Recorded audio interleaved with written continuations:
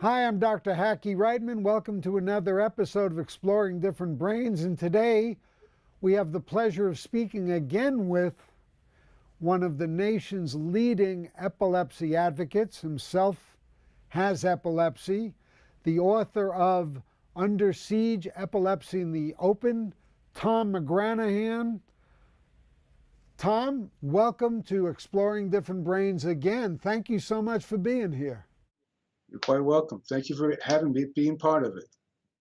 What's the biggest single thing you want to tell people with epilepsy or parents of children with epilepsy or anybody who's watching this or listening to this or reading this? What do you want them to know? I want them to know they don't have the main thing we have control over is our attitude. We don't have control over our surroundings, our family, our body. We have control over our attitude. You must keep the positive attitude. Specifically, we live better than any other people ever lived on this planet. How many other people had medicines for their epilepsy generations ago? No one. We got so much going for us, so many more people more knowledgeable. The medical field is way ahead. Society, of course, is behind as normal. But there's so much plus to life. Stay positive and think your best and do your best. Not let epilepsy's fear take you over. What are some of the biggest myths, the biggest fallacies? Like, you go speak all around the country. You're one of the best known advocates for epilepsy.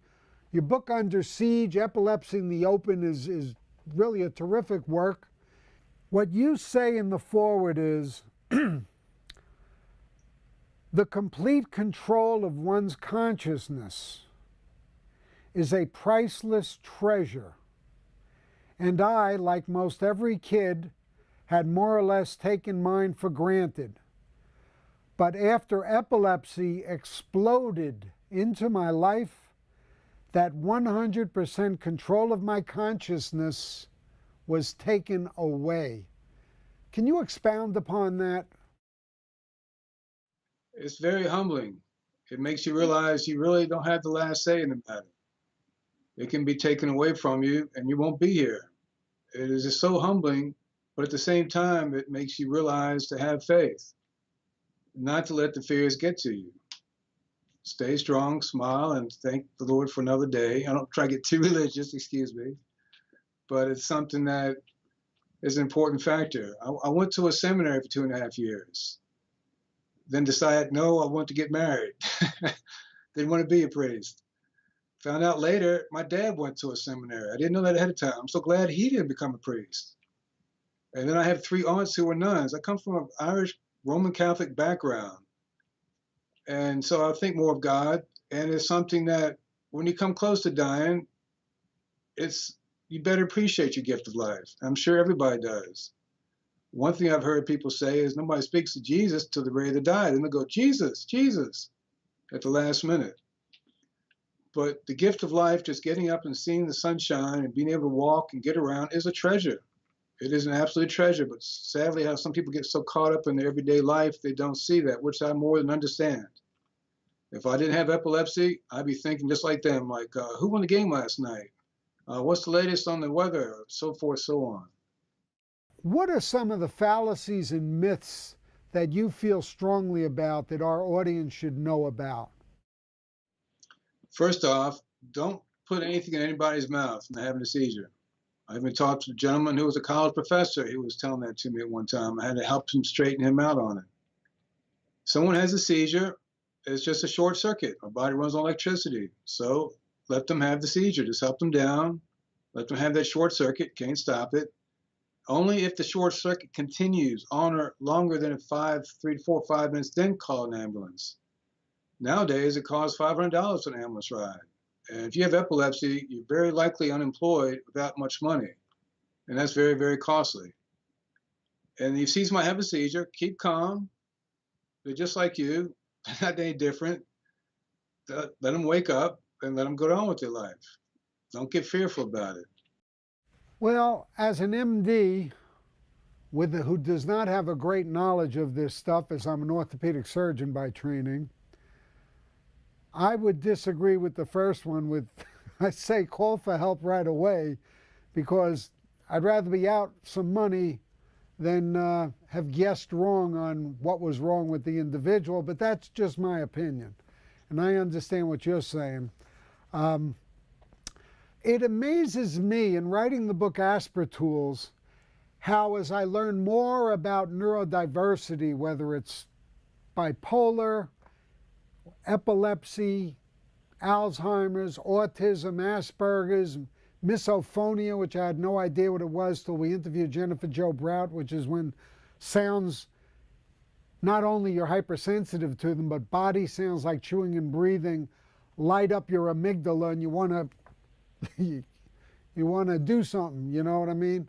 But with all of these different things, it amazes me. Like you just off the top of your head said some of the tools that you use, which are help not only every kind of different brain, but every kind of different body, heart, longevity, health, which is, well, you want to eat a good diet, you want to get regular exercise, you want to get enough sleep, you want to get rid of your stress, whether the way you get rid of your stress is through spirituality or however you do it.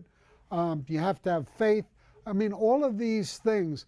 What are some of the more specific tools you might give our audience, those of us in the audience who might have a seizure disorder, tools that they can really use? The main tool they can use is their attitude. What I mean by that is the doctors will do a fantastic job, same with the medicines, to help to physically control the seizures in the bodies and the functions of your body. But your attitude decides your fate. You need to wake up with a smile, need to move ahead and have some goals set up. Decide, okay, I'm going to finish college. I want to take in this field and that field and work for yourself. Think confident. Be positive of yourself. When people find out you have epilepsy, they walk away from you. I found out the secret is to talk to people, bring it up this way. Instead of saying, I have epilepsy, tell them that you know somebody who has epilepsy. You're not lying. You're telling the truth. You know somebody who has epilepsy. That way, they'll speak to you. They'll go, oh my goodness, they'll open up and talk. People are still so scared of epilepsy. Why? As I've had different thoughts on it. As I even put that in the book about, like you shared, we keep control of our body, but then we lose control when we die. It's the only time you lose control, so to speak, when you die. So people see somebody losing control, it makes them think of the end. I don't know. Getting the feedback, but don't tell anybody you have epilepsy, just talk about it. And the new millennial generation is better understanding it since they've been better taught what to do if somebody has one. They play it down like, what's the big deal? But the older generation is still in the background with no information on it, no education, so what can be expected? Well, that's what we're trying to change here at Different Brains too, just as you are as well. I would like the President of the United States to wear a t-shirt that says, my brain is different. Like, so what? It works different. Whether someone has OCD or ADHD or Asperger's or whatever, and we give, as a society, we should give people the help they need to maximize their independence, their productivity, their happiness. But we got to get rid of this stigma that, oh my goodness, we can't talk about this. We can't come out of the closet, so to speak, and say, hey, I have epilepsy, or I have Asperger's, or I have bipolar, or I am bipolar, or I have schizophrenia. Keep an eye on me while I'm working here and doing a good job and everything. And be positive. That Yeah. I would applaud you for, because the positive nature of choices you make is your choice to make. In epilepsy, which is easy for us, like myself, who does not have epilepsy, I have other issues, but not epilepsy, to not be able to empathize with that loss of control you described so eloquently. You're just not in control. And it's tough. It's tough. Yes, it is. That But country, you gotta laugh at it. You gotta laugh at it. well, You can't let it bother you. What good is it gonna do if you get bothered by it? yeah. I've got the one funny one I have to share with you about the time my wife, this happened, we were together at the apartment complex, the third floor apartment. I carried her up 3 flights of stairs. We got married, put her down, couldn't find my keys.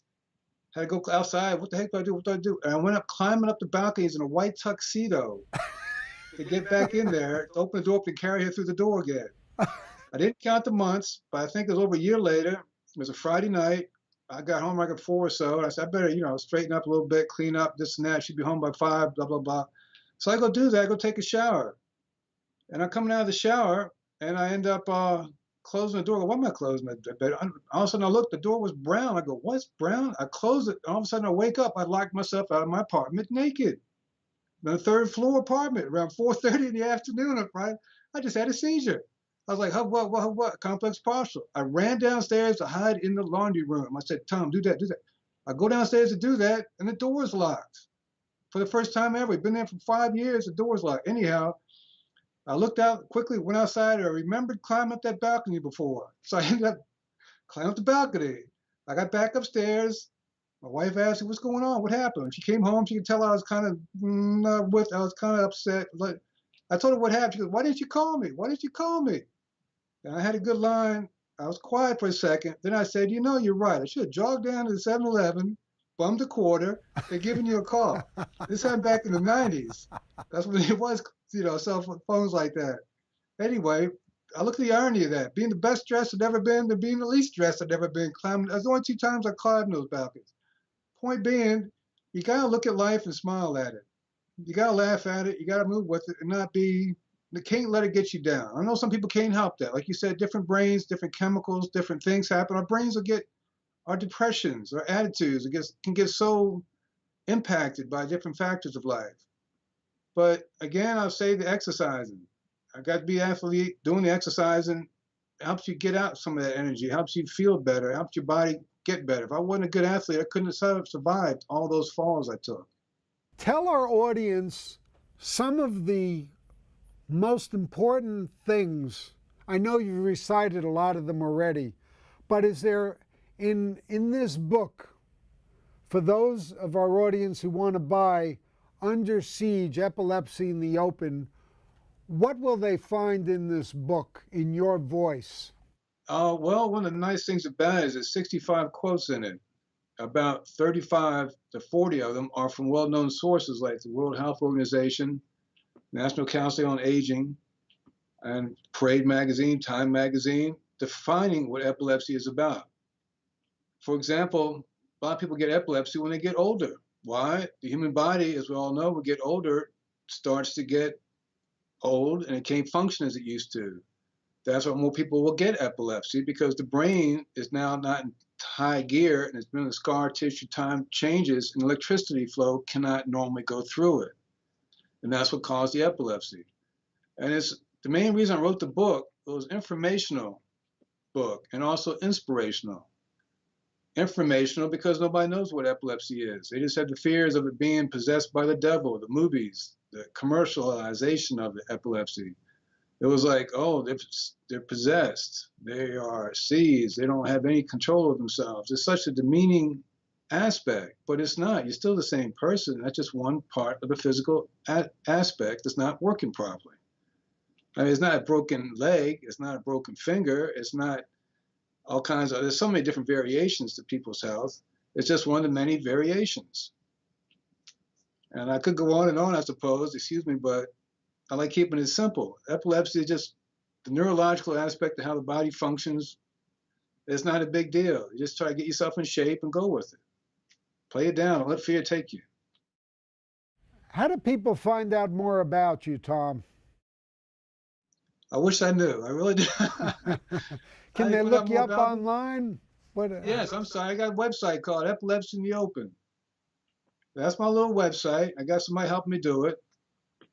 And there's more websites like epilepsy.com. That's the biggest one in the nation now. Epilepsy Foundation of America is involved with them too. And it's something that'll give you all around places of it and give you more websites to go to check into it more so. Epilepsy is not hard to understand. It's not hard to understand at all. The hard part of it is not the physical part as much as the social, economical, community-wise. It's something that it's hard to describe because it varies from person to person as it is. But epilepsy, the main problem is, I think I put this in the book, when I was a smaller kid, people give me a hard time. I got to be the big guy. People were nice to me. Well, I'm still the same person. My body's bigger. And when I started having seizures, nobody said anything. I said, oh, okay, these are older people. They understand it better. They know it better. No, they didn't want me to smack them. That's why they didn't make fun of me. I went, aha. They did it. Earlier they did it because they knew I couldn't smack them and hurt them. They make fun of me. But I got bigger. They realized we better not do this. This guy might come back at us. And you just find things out. As we get older, we find things out a little more in depth. But and epilepsy happen to anybody. The main thing is don't let it worry you. Well, that wraps up another episode of Exploring Different Brains.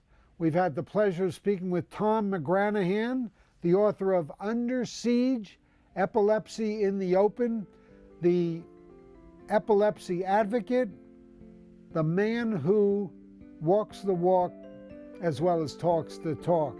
Thank you so much for being with us here at Different Brains. My pleasure. Thank you very much, Hackie.